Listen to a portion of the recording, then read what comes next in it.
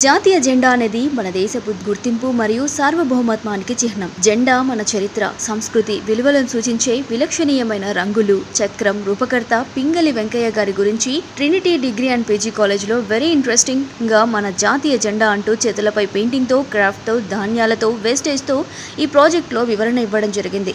జెండా ఉంచా రహే హమారా అంటూ రష్మిన పియానో ద్వారా అందరినీ అలరించారు.